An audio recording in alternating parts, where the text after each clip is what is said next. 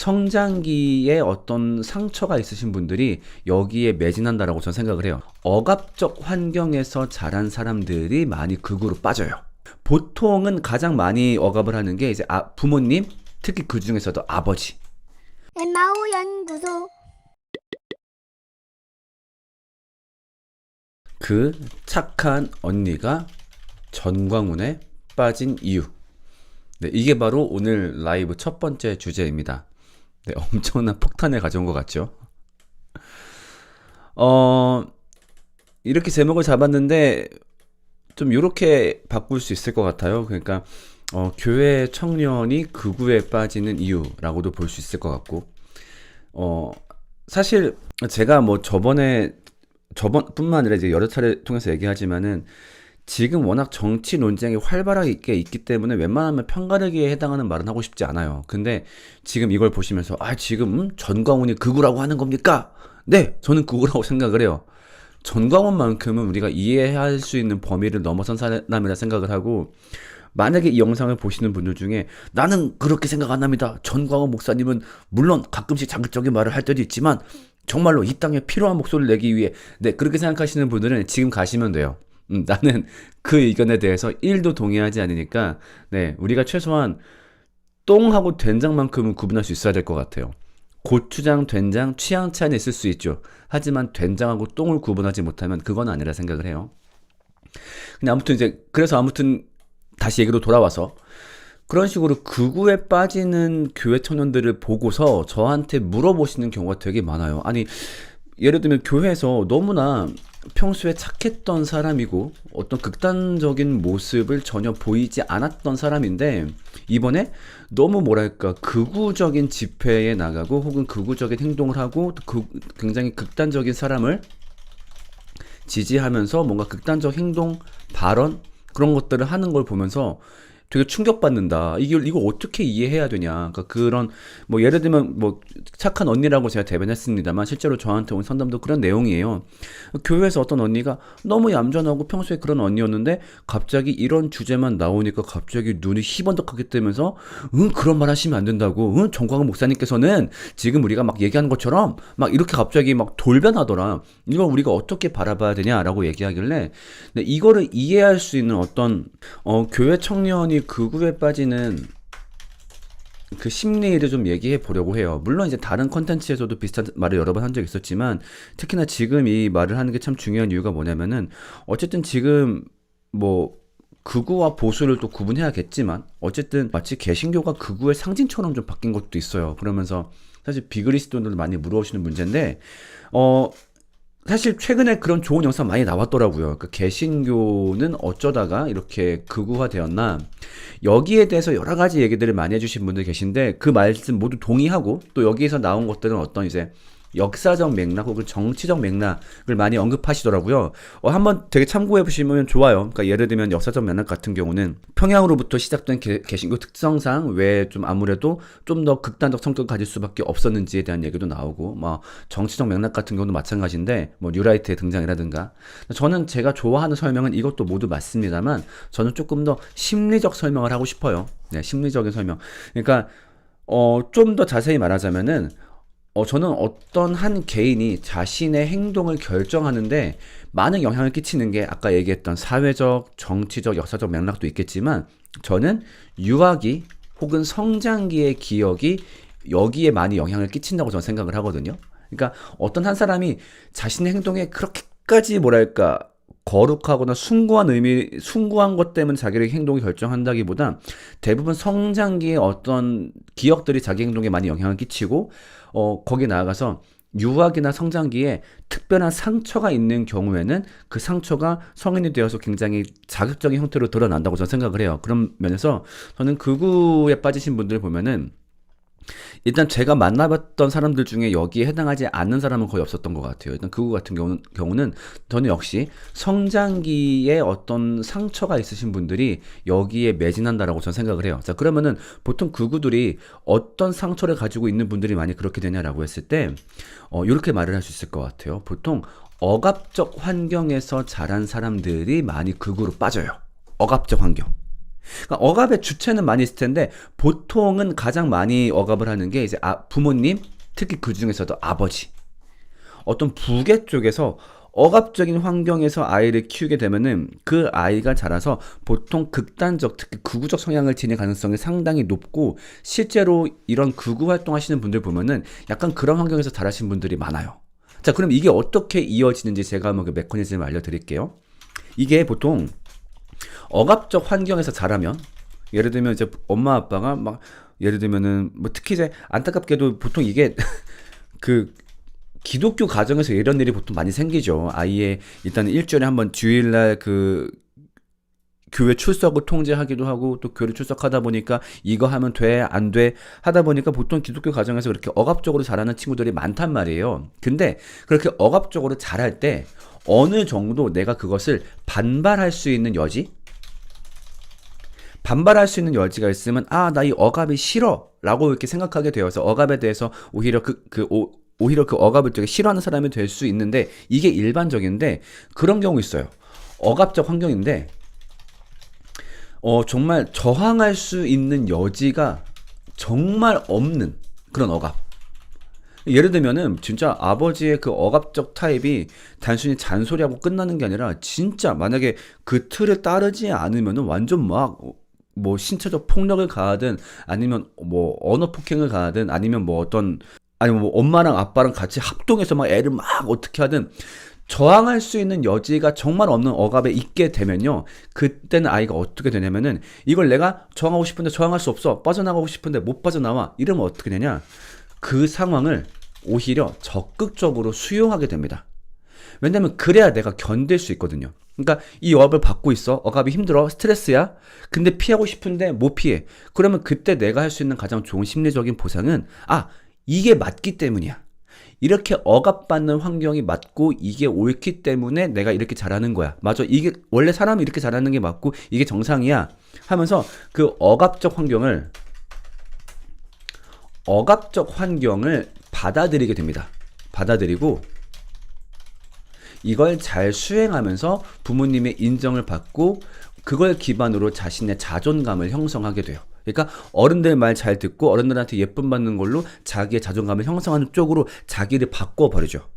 그렇다 보니까 이 사람들이 보통 어떤 성향을 지니고 있냐, 보통 다 되게 굉장히 모범적이고 자기 절제가 강하신 분들이 많아요. 보통 이제 극우들이 막 이제 뭐 TV 나와가지고 막 극단적인 말 하기도 하고, 막 뭐 옛날에 뭐 막 진짜 어디 때려 부수고 막 이런 거 나오다 보니까 이분들이 다 되게 폭력적이라고 생각하실 수 있는데, 보통 극우 집회 가시는 분들 아마 집 근처에 계실지 모르겠는데, 이분들 평소 교회 생활이나 보면요, 되게 네모 반듯하신 분들이 많아요. 네모 반듯하신 분들. 뭐 교회 출석 정말 열심히 잘하시고, 그러니까 교회 청년이라고 예를 든다면은 정말 모범적이고, 뭐 새벽기도 잘 나오고, 특세 같은 거 하면 안 빠지고, 교회 봉사 열심히 하고, 정말 성실하고, 정말 네모 반듯한 사람들이에요. 오히려 그런 분들이 더 많아요, 그런 극우 집회 가시는 분들 중에. 그러니까 왜 그러냐면, 아까 얘기했듯이 어려서부터 그렇게 모범적 혹은 규범적 행동을 강요받았기 때문에, 그리고 그 강요 속에서 그것을 수행하면서 예쁨을 받고 어렸을 때부터 거기에 대해서 인정받는 걸로 자기 자존감을 채워왔기 때문에, 이분들은 누군가의 말에 순종하고 따르는 것에 특화되어 있어요. 정말 그래서 얌전해요. 그래서 겉으로 보기에 성격이 굉장히 순하고 사람이 수용적이에요. 자, 그런데 문제는 뭐냐면, 이렇게 자라면서 뭐가 내재되냐, 이 사람 안에 어렸을 때부터 공격성이 계속 차근차근 쌓여가기 시작해요. 그러니까 아까 말했던 그 억압받는데 스트레스를 못 풀으니까 그거를 수용했지만, 어쨌든 억압받는 상태를 좋아하는 사람은 없거든요. 그러면서 내 안에 이 공격성이 계속 내재되기 시작해요. 그래서 이분들은 안에 내재된 공격성이 상당히 쌓여 있어요. 공격성이 막 쌓이는 거죠. 그러면서 또 어떤 때 공격성을 또 느끼냐면은, 예를 들면 내가 현재 억압받고 있어. 그럼 이 사람들이 가장 열받을 때가 언제일까? 억압받지 않고 있는 사람들을 만나면 굉장히 열받아. 그러니까 억압받지 않는 사람, 그러니까 나랑 다른 환경에 있는 사람들을 보면 되게 열받을 수밖에 없어. 그러니까 예를 들면은 엄마 아빠가 맨날 강요하는 거야. 너 젓가락질 똑바로 해야 돼. 이거 젓가락질을 되게 올바르게 연습하는 걸 막 연습했어. 근데 막 잘 안 되니까 엄마 아빠한테 막 맞아가면서 젓가락질 똑바로 하는 걸 연습했단 말이야. 근데 누굴 봤는데 얘는 젓가락질 이상하게 하면서 밥을 먹어. 그러면은 쟤는 왜 이상하게 하지? 여기서 끝나는 게 아니라 그런 사람들을 보면 공격성이 또 쌓여요. 아니, 왜냐면은 이게 맞기 때문에 젓가락질을 이렇게 올바로 하는 것이 정상이기 때문에 나는 그 억압을 받은 거란 말이야. 근데 이거를 똑바로 안 해도 된다고? 그러면 내가 그동안 받았던 억압은 뭐가 돼? 자기 삶을 부정당하는 기분이 들다 보니까 어떤 그런 자기와 다른 사람들을 보면서 계속 또 공격성에 쌓여왔단 말이에요. 저 사람들은 왜 존재하는 거야? 저렇게 삶을 살면 안 되는 거지. 나처럼 억압받아야 맞는 거 아니야? 마치 남들 다 그 새치기 하는데 나 혼자 줄 선 사람 마냥 그런 공격성이 쌓여 있는 거죠. 공격성이 막 쌓여 있어요. 그랬다가 그럼 이것이 언제 분출되느냐라고 했을 때 그럼 이 사람들이 공격성을 평소에 막 분출하느냐? 그렇지는 않아요. 그러니까 아까 말한 것처럼 어떤 도덕적인 의무감이 강하고 그 교육을 강하게 받았다 보니까 이 사람들이 함부로 공격성을 드러내지는 않아요. 그거를 또 못해. 어디 가서 야 너 욕해봐 화내봐. 못해. 어렸을 때부터 얌전하게 자랐으니까. 다만 언제 그게 분출되느냐? 공격성을 분출해도 되는 대상을 만났을 때 그때는 정말 그동안 쌓여왔던 거를 다 뱉어내는 거예요. 으아라고 하면서. 그러니까 예를 들면 그게 누가 될까요? 예를 들면 정치적인 어떤 반대편. 그러니까 예를 들면 뭐 주제가 극우다 보니까 실제로 거기가 옳고 그르고를 떠나서 예를 들면 누군가 민주당 지지자래. 민주당 지지다? 적그리스도 아니야? 으아! 거기를 만나면은 자기가 그동안 내 인생에서 쌓여왔던 그 공격성을 다 분출하는 거예요. 그러니까 이분들한테는 그거를 분출해야 이분들은 살아. 왜냐면 그거 분출 안 하고 살기 너무 힘들거든. 억압받아왔고 계속 내 안에 공격성을 쌓여왔고 근데 쟤를 공격해도 된대.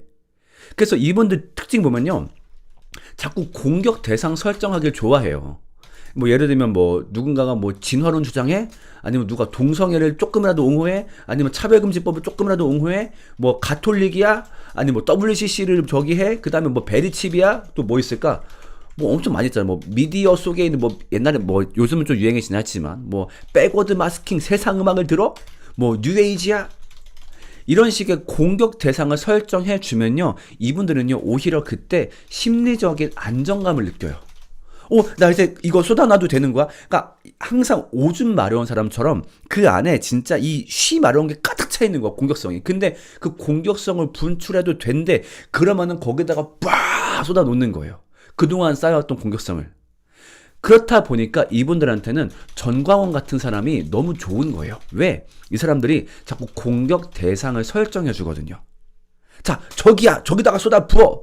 그리고 어찌 보면 그 이분들이 그동안의 억압 때문에 표출하지 못했던 그런 공격성을 저런 또 그 어떤 뭐랄까 극단적인 리더들이 대신 자신의 감정을 표현해 주기 때문에 그 사람들을 보면서 위로받는 것도 있어요. 그러니까 사실 나도 저 정광훈처럼 막 저런 뭐 뭔 새끼 막 하고 싶단 말이야. 근데 나 그렇게 못하고 자라왔어. 근데 저 사람이 그렇게 하다 보니까 그걸 볼 때마다 정말 그분들은요. 그 정광훈 그런 유튜브 보면서 우리 같은 사람들은 보면서 스트레스 받잖아. 근데 그분들은요. 그거 보면서 마치 뭐라고 해야 될까요?